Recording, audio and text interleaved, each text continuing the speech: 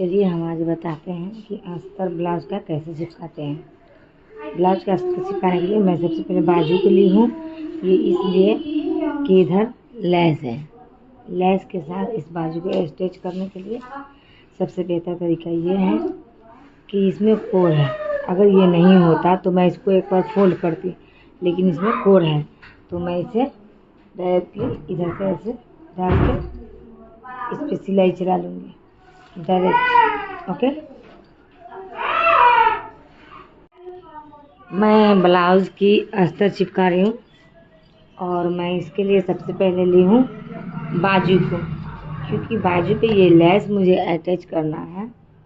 तो मैं सबसे पहले बाजू को लेती हूँ। इसमें अगर ये कोर है तो मैं डायरेक्टली इसको ऐसे डाल सकती हूँ। अगर कोर नहीं है तो इसे एक बार फोल्ड करना है और फिर इस पे डालना है। ठीक है, इसमें मेरा कोर है तो मैं डायरेक्टली अटैच कर रही हूँ। सबसे पहले इसके हिसाब से एक सिलाई चलाऊंगी।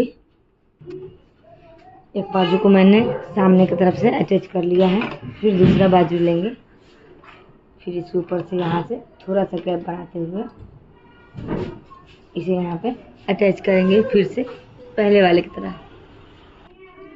ये देखिए मैंने अस्तर यहाँ पे सामने की तरफ से टक कर लिया है। अब इसे बैठाते हुए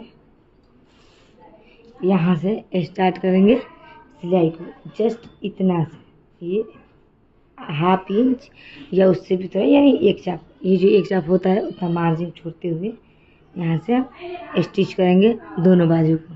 ठीक है, अस्तर या फिर बाजू को खींचना नहीं है मुझे, जस्ट ऐसे ही आराम से इसको चलने देना है सिलाई। ये देखिए मैंने स्टिचिंग कर दिया है। अगर आपको कहीं भी लगे कि ये कपड़ा इस तरह से फूल रहा है तो आपको फिर से खोल के स्टिचिंग करना है। मेरा बिल्कुल सेफ बना है। मैं अगर बाजू इससे बनाऊँ तो बिल्कुल परफेक्ट होगा। इसका मैंने जो अस्तर लगाया है वो बिल्कुल अच्छे से स्टिच हुआ है, कहीं भी चूनट नहीं बन रहा है इसका। ऐसे ही आपको भी बनाना होगा।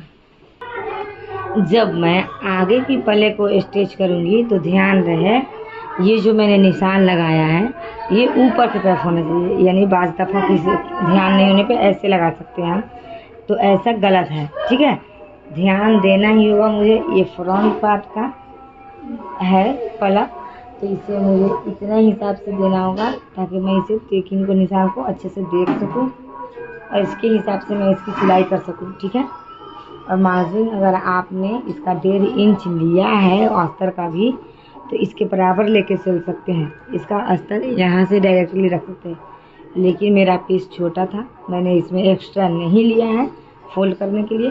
तो मैं सिर्फ ये ब्लाउज का जो कपड़ा है साड़ी का, इसे मैं फोल्ड करूँगी। ये मेरा फिक्स रहेगा, इतना ही पे मैं इसे सिलाई करूँगी। इसलिए मैं इसे 1 इंच इधर से कपड़ा छोड़ते हुए मैं इसकी स्टिचिंग करूँगी। इतना कपड़ा छोड़ते हुए मैं इसकी स्टिचिंग कर रही हूँ। मैंने सबकी स्टिचिंग कर ली है। इधर दोनों बाजू है, इधर पीछे का पल्ला बैक वाला और ये फ्रंट वाला। अब मैं इसकी कटिंग करती हूँ। देखिए मेरा ये कट करने के बाद मेरा ये जो ब्लाउज का पल्ले लोग सब है कितना परफेक्ट बैठा है। इसे खोलना पड़ेगा, ये स्टिकर है। जरा भी कहीं आपको चुनट नज़र नहीं आएगी। ये बैक पल्ला है और ये है फ्रंट, यानी आगे का।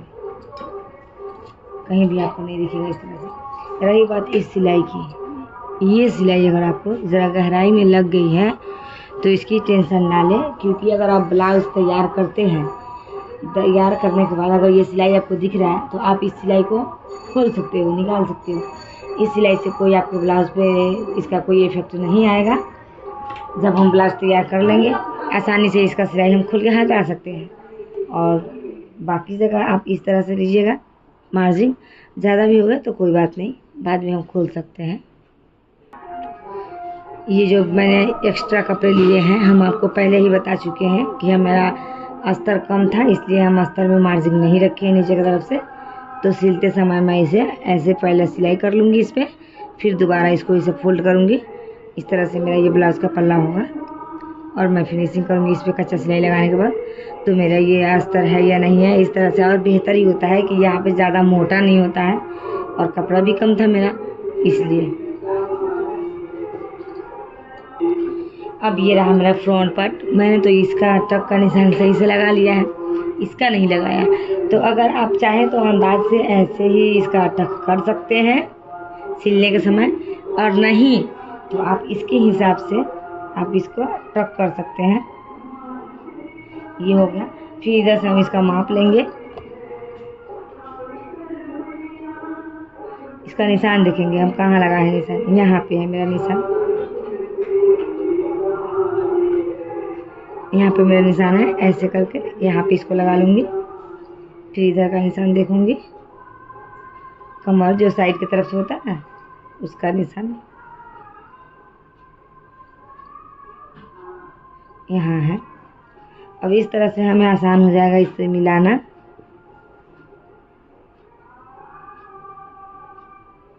हो गया। और इससे तो आप लोग को पता ही है, ये नीचे की तरफ है, कमर की तरफ। इसे मैं इस तरह से, अब मेरा इसमें टक करना आसान हो गया है, देख सकते हैं। जब हम इस तरह से इसे टक के लिए पकड़ेंगे, सबसे पहला टक मेरा यही रहता है जो ये सामने की तरफ से है।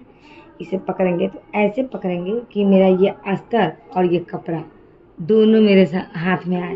अगर सिर्फ आप अस्तर को सिल लेते हैं तो ये सामने का कपड़ा मेरा ऐसे का ऐसा ही रह जाएगा। तो मुझे दोनों कपड़ों को ध्यान में रखते हुए अच्छे से इसे उठाना है, दोनों कपड़े को पकड़ कर। फिर इस पे मैं स्टिचिंग करूँगी। ठीक है, ये देखिए मेरा इधर का कपड़ा बिल्कुल बराबर पकड़ा हुआ है। इस तरह से ही मुझे इन सब का भी टक लगाना होगा। और ध्यान रहे इन 3 टकों में 1 2 3, इन 3 टकों में मेरा ऐसा स्टिच करना है, इतना सा कपड़ा लेके बस एक चाप। लेकिन जब मैं ये नीचे का स्टिच करूँगी तो इसमें ज़रा ज़्यादा लेना है, इतना लेना है, यानी आधा इंच से ज़्यादा इसमें एक चाप नहीं लेनी है। और ऐसे आधा इंच से लेके आते हुए यहाँ पे उतार लेनी है, आराम से एकदम नोकीला करते हुए। मैं आप लोग को दिखाती हूँ। देखिए मैं बस इसका 3 टक ही लगाई हूँ और खोरिया लगभग बन के तैयार होने लगा है। अब मैं जब इसे जैसे ही स्टिच करूँगी, ये मेरा खोरिया इस तरह से खुला हुआ हो जाएगा। ये नॉर्मल सादा ब्लाउज है। इसका टक मुझे करने के लिए कुछ खास मेहनत नहीं करनी होती है।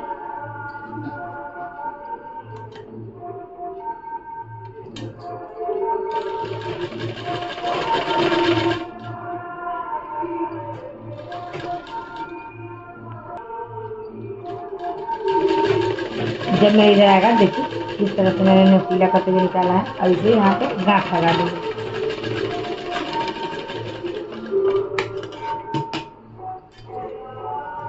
देखिए ये ऑलरेडी यहाँ पे खुरिया बन चुका है। ये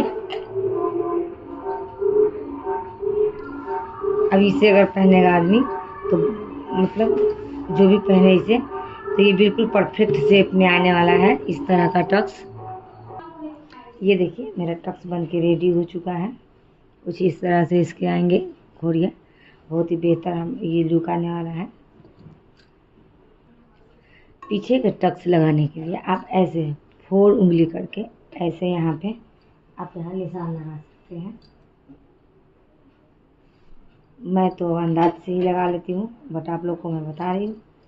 और फिर ये जो टेकिंग की लंबाई है वो कितना रखूँ, ये भी डाउट रहेगा। तो यहाँ से इसको इस पे डालेंगे, जो फ्रंट पार्ट का आपका टेकिंग है, इसे भी यहाँ पे टक कर देंगे। इस तरह से मेरा अंदाज क्लियर हो गया है कि मुझे यहाँ पे टक इतना लगाना है। अब मैं इसे टक लगाऊंगी। इसे टक लगाते समय मैं इतना ध्यान रखूंगी, इसका बस 2 ही टक्स होते हैं, इसलिए इसके टक्स को लगभग आधे इंच से ज़्यादा टक्स पे सिलाई लेनी है। इतना पर से मैं सिलाई की टक्स लेके धीरे धीरे यहाँ पे उतारूंगी। यहाँ पे टक को इतना नोकीला उतारे कि यहाँ पे इसका ये जो है चूनट तरह ना हो। देखिए मेरा बिल्कुल चुनट की तरह नहीं हुआ है, ये बिल्कुल परफेक्ट बना है। टेकिंग को सिलाई किए ऊपर से ज़्यादा कम लेना है और नीचे की तरफ से ज़्यादा लेके ऐसे नुकीला उतारना है। जैसे यहाँ पे देखिए, आप लोग देख सकते हैं यहाँ पे बिल्कुल चुनट नहीं बना है, परफेक्ट आके यहाँ पे रुका है। अब मैं कंधी की स्टिचिंग करूँगी। इसके लिए मुझे सबसे पहले आगे का या पीछे का कोई भी पल्ला हो, उसे पहले जब पल्ला डालेंगे उसे उल्टा डालेंगे और दूसरा डालते समय हम उसे सीधा डालेंगे। यानी पहले वाला पल्ला को उल्टा रखना है, दूसरे पल्ला को सीधा रखना है। अब मैं यहाँ पे ये जो नाखूनी लगा है, मैंने जो ये सिलाई लगाई है पहले, उससे ऊपर डालूंगी मैं सिलाई इसकी। ठीक है, इस तरह से इससे ऊपर डालूंगी। ये देखिए, मैंने इसके ऊपर एक स्टिचिंग कर दी है। अब इसे हम उल्टा करेंगे। उल्टा करने के बाद इस कपड़े को इतना मार्जिन लेके सिलेंगे कि ये जो मैंने अंदर का ये कपड़ा जो मेरे सीधे की तरफ आ रहा है वो ढक जाए। यानी इतना, जितना मैं कंधी जोड़ती हूँ इतना मुझे यहाँ पे सिलाई लगानी है, ताकि ये इतना पे सिलाई लगने के बाद ये नीचे से सिलाई जो मार्जिन थी वो नहीं दिखे। स्टिचिंग करने के बाद मैं फिर आपको बताती हूँ। मैं स्टिचिंग कर चुकी हूँ। अब इधर से देखिए, अब सीधे की तरफ से बिल्कुल कपड़े दिखाई नहीं दे रहे हैं, परफेक्ट भी हो गए। ये अस्तर वाला कपड़ा था, इनके खुलने का भड़कने का डर था।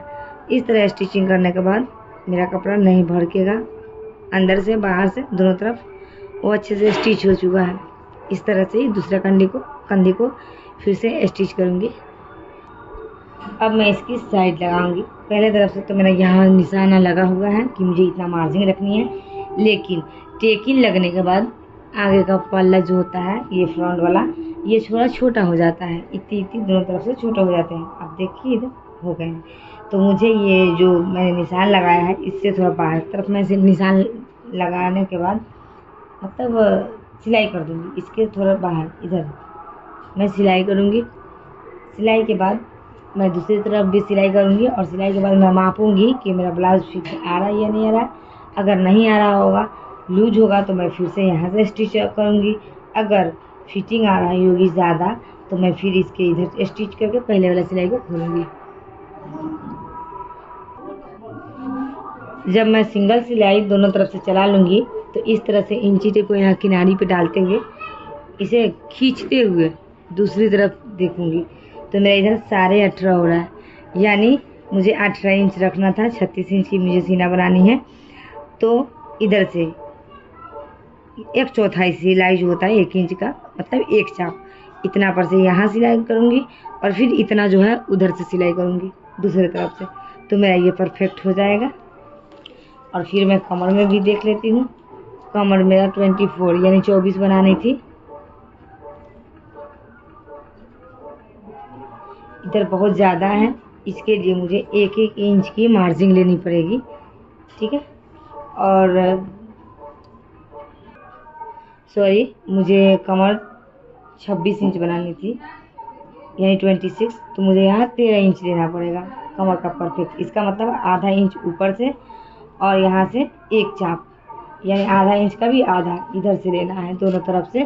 तो मेरा ब्लाउज का फिटिंग फिक्स हो जाएगा। मुझे इसमें सिलाई लगाने से पहले मुझे एक ट्राई करनी पड़ेगी कि अगर किधर से सिलाई मेरा ज़्यादा है किधर से कम है। सबसे पहले मैं इधर ये जो मेरा ये 2 टक है इसको एक साथ करूँगी ऐसे। उसके बाद मैं देखूँगी कि मेरा क्या हो रहा है। ये देखिए, ये दोनों सिलाई जो है अलग अलग हो रहा है, इसका साथ नहीं मिल रहा है। तो इसका मतलब ये कि मुझे इधर से ज़्यादा लेना पड़ेगा। इधर से मैं लगभग 1 इंच लूँगी तो शायद मेरा ब्लाउज का कमर फिक्स हो जाएगा। फिर मैं फिक्स करती हूँ। इधर से ही सिर्फ सिलाई करूँगी, उधर से नहीं, क्योंकि इधर से मेरा कम मार्जिन दिखा रहा है। ये देखिए, जो मेरा 1 इंच ओवर था वो मुझे एक तरफ से ही टक करना पड़ा है, क्योंकि मैंने इसे इस तरह से करके टेकिंग का निशान मिलाया था। तो मेरा इधर परफेक्ट हो रहा है, लेकिन इधर कम हो रहा था। तो मैं एक तरफ से ही सिलाई लगाई हूँ, क्योंकि एक तरफ से ही ज़्यादा थी। और मेरा कमर और सीना दोनों परफेक्ट हो चुका है। तो मैं इसकी सिलाई बाहर की तरफ, डबल सिलाई जो रखती है वो बाहर की तरफ लगेगी। इतने पे दोनों तरफ से मैं इतने पे सिलाई लगा दूँगी। ये देखिए यहाँ पे ये दोनों टेकिंग का जो निशान है ये भी परफेक्ट है। यहाँ पे जो मैंने ये मेन सिलाई लगाई है यहाँ और यहाँ, ये भी परफेक्ट है और ये भी परफेक्ट है। ये आ गया तो समझो आपका कमर की तरफ सिलाई बिल्कुल परफेक्ट है। अब मैं इधर के कैसे मापूंगी, इसके लिए मुझे इन दोनों कंधी को एक साथ जोड़नी होगी। ऐसे देखिए, ऐसे जोड़नी है। फिर इसके गाले की तरफ जानी है मुझे, यानी मैंने बराबर कर दिया है गले को। जब मेरा ये गला परफेक्ट हो जाएगा तो मैं इधर काखी की तरफ हाथ लगाऊंगी, इधर से आर्मोल में, और इधर हाथ लगा के जो इधर का भी है दोनों काखी दाएं बाएं दोनों को इधर की तरफ निकालूंगी अपने तरफ। फिर मैं इसे ऐसे तानूंगी, ऐसे स्टिच करूंगी खींचते हुए। देखूंगी कि दोनों ये जो सिलाई है मेरा परफेक्ट है, बिल्कुल परफेक्ट है। देखिए इधर का भी सिलाई यही है और इधर का भी सिलाई यही है, बिल्कुल परफेक्ट है। इसका मतलब मेरा सिलाई बिल्कुल परफेक्ट है। अब मैं इसकी ये काज पट्टी के लिए कट कर सकती हूँ।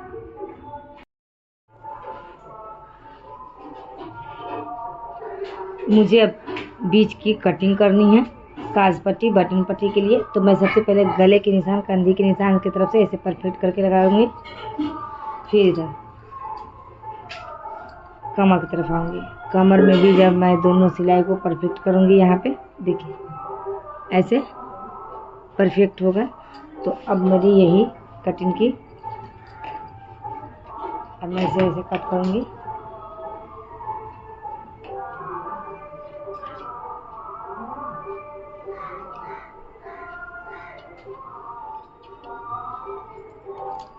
इस तरह से मेरे ये जो पाले हैं दाएं और बाएं के, ये मेरे छोटे बड़े नहीं होते हैं। पहले मैं पूरा तैयार करके फिर इसे कज पट्टी बटन पट्टी लगाती हूँ। आप चाहें तो इस पर एक स्टिच करके फिर लगा सकते हो, मैं ऐसे ही लगा रही हूँ। अब आया काज पट्टी बटन पट्टी बनाने का समय। तो बहुत लोगों को ये डाउट रहता है कि मैं काज पट्टी किधर बनाऊँ, बटन पट्टी किधर बनाऊँ। तो देखिए मैं सबसे पहले ये बताती हूँ कि जो ये मेरा दाहिने बाजू होता है सीधा तरफ से, जब मैं ब्लाउज पहनूंगी तो दाहिने बाजू की तरफ जो आता है उधर मेरा काज पट्टी लगेगा। तो मैंने काज पट्टी, ये अस्तर वाला जो कपड़ा था कॉटन का, उसको मैं ली हूँ। ठीक है, इसे मैं अटैच करूँगी, इस पर पहले मैं सिलाई करूँगी। अब मैं इसे सीधा करने के बाद इस पर एक सिलाई चलाऊँगी। अब मैं फिर इस पट्टी को उल्टा करते हुए ऐसे फोल्ड करूँगी। उसके बाद इस पे मैं चाहूँ तो डायरेक्टली कच्चा सिलाई डाल सकती हूँ, क्योंकि ये फिनिशिंग होता है। और नहीं तो आप नहीं ऐसा कर रहे हो तो इस पे पहले कच्चा सिलाई एक सिलाई मार दो, उसके बाद दूसरा कच्चा सिलाई से पलट के लगा दूँगी। बीच में कच्चा सिलाई जो लगेगा वो बीच में लगेगा, क्योंकि ये फिनिशिंग होना होता है। इस तरह से मेरा काज पट्टी बन के तैयार हो गया है। ये मेरा दाहिना पल्लू है। अब ये बायां लेने के लिए मुझे, ये मेरा बटन पट्टी होता है, तो मैं इसके लिए कॉटन का नहीं, ये जो ब्लाउज का कपड़ा था साड़ी में का, उसको मैं ली हूँ। ये लगभग मैं 4 इंच ली हूँ, वो वाला मैं 2 इंच ली थी, तो इसे मैं 4 इंच ली हूँ। डबल करके इसे पहले इसे एक बार इस पर सिलाई कर लेती हूँ ताकि ये भर के नहीं। सिलाई चलाने के बाद मैं ये कपड़े को ब्लाउज को उल्टा डालूँगी, ब्लाउज को उल्टा रखूँगी। फिर इस पर ये पट्टी डाल के पहले इस पर ऐसे स्टिच करूँगी। अब ये सिलाई मेरा सीधा की तरफ आया है, तो मैं इसे ऐसे फोल्ड करके इस पर फिर से सिलाई डालूँगी सीधा की तरफ से। सीधा की तरफ से सिलाई लगाने से इसकी ये जो सिलाई की जो फिनिशिंग होती है वो बहुत अच्छी होती है, इस तरह से। ठीक है, अब मैं इस पर थोड़े से जगह छोड़ के एक चाप फिर से दोबारा सिलाई लगाऊंगी। इस पर डबल सिलाई चलता है।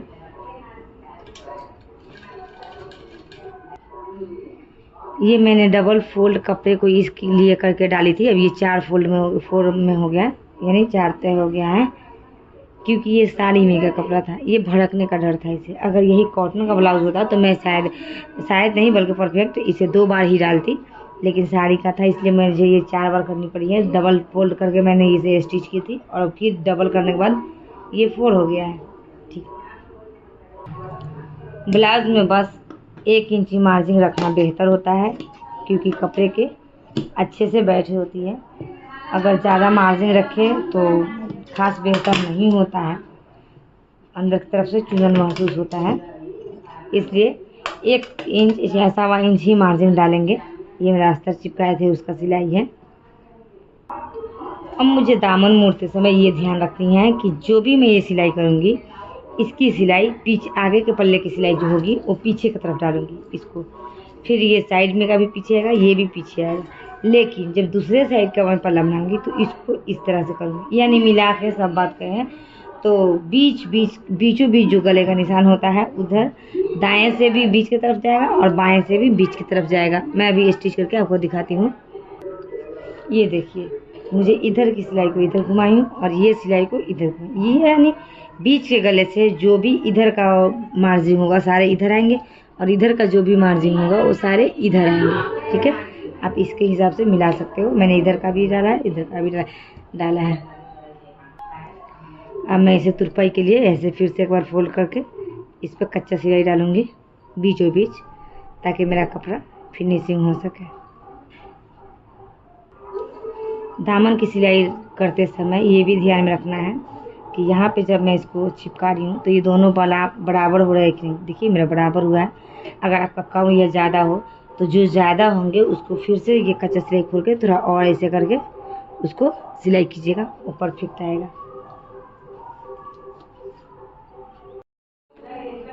बाजू की फिटिंग मुझे 10 इंच बनानी है, तो मैंने बाजू का जब डबल फोल्ड किया इसको, तो इसका हुआ 5, यानी 10 का आधा 5। तो इसे मुझे 5 पे निशान लगानी है और मुझे यहाँ पे अपने अंदाज के हिसाब इतना लगा रही हूँ मैं। अब मैं इसे सिलाई करने के बाद फिर से कांखी के हिसाब से उसमें मापूंगी कि इसका क्या है, उस हिसाब से फिर इसकी सिलाई करूँगी। अब गले की पट्टी मुझे कट करनी है, इसके लिए मुझे उरेबी कपड़ा चाहिए। बोले तो कोन के तरफ से ऐसे ये न स्टिच हो रहा है, इसका मतलब ये उरेबी है। खाड़ा कपड़ा स्टिच नहीं करता है। गले की पट्टी के लिए मुझे इतनी कपड़े लेने हैं, तकरीबन 1 इंच। ऐसे ही मैंने और पट्टी निकालनी होगी। ये मैंने गले के लिए कुछ पट्टियाँ काट ली हूँ। अब मुझे इसे ऐसे जोड़ना है जैसे ये आप इस तरह से अगर उड़े भी हो तो आपको ज़्यादा समझ में बेहतर आएगा। ये ऊपर की तरफ है तो इसको नीचे की तरफ डालना है। ये देखिए, एक कोना अगर ऊपर की तरफ है तो दूसरे कोने को नीचे की तरफ डालना है। ठीक है, अब अगर मैं बता रही हूँ, अगर ये पट्टी नुकीले नहीं हो, चरकोन बने हैं जैसे इसमें है, पूरा चरकोन है देखिए, तो इसको हम कैसे अटैच करेंगे। तो ये सबसे पहले एक पट्टी को ऐसे लेंगे, लंबाई की तरफ इस पे डालेंगे, दूसरा को मैं अपने तरफ से डालूंगी ऐसे डाल के अब इसे कोन की तरफ से इधर से लेके इधर तक स्टिच करना है। ध्यान से देखिए, पहले छोर से यहाँ कोन की तरफ लाना है, ऐसा सिलाई करना है। ये देखिए मैं सिलाई कर चुकी हूँ। अब इसे हम देखते हैं। इसे देखिए स्ट्रेचेबल हो रहा है दोनों, इसका मतलब ये फिक्स जुड़ा है। ठीक है, अब हम क्या करेंगे, इस मार्जिन को कट कर देंगे। ये होगा मेरा चरकोन जोड़ने का तरीका। गला की पट्टी लगाने के लिए इस कपड़े को जो हम ज्वाइनिंग किए हैं ये ऊपर की तरफ से डालना है। ये ऊपर की तरफ से इसे ब्लाउज पे रख के इसको स्टिच करना है। अब इसे स्टिच करने के बाद मुझे इस कपड़े को उल्टा की तरफ घुमा देना है ऐसे, फिर इस पर सिलाई चलाएंगे। ये ध्यान देना है, ब्लाउज का जो भी मार्जिन रहेगा गले की तरफ से उस मार्जिन को इस पाइपिंग में ही ऐड कर देना है अंदर की तरफ। देखिए जो भी ये मार्जिन था इसके अंदर हम ऐड कर चुके हैं। फिनिशिंग करते समय जब हम इसे ऐसे करके फिनिशिंग करेंगे तो मेरा इधर गला पूरा फिनिश हो जाएगा, बेहतर होगा। ये मैंने बाजू को कटिंग कर लिया है। अब इसे ब्लाउज में लगाऊंगी, उसके बाद मेरा ब्लाउज रेडी हो जाएगा। बाजू को कैसे काटी हूँ, किस तरह से काटी हूँ, कितना नापी थी मैं बाजू की कटिंग करने के लिए, ये मैं पिछले वीडियो में आप लोगों को बता चुकी हूँ। आप लोग अगर नहीं देखे हैं तो पिछले वीडियो में जाके देख सकते हैं। ठीक है, मेरी ब्लाउज ये अब रेडी हो चुकी है। बस इसमें काज बटन और फिनिशिंग बाकी है। करने के बाद ये पूरी तरह से पहनने के लायक तैयार हो जाएगी। थैंक यू वीडियो देखने के लिए।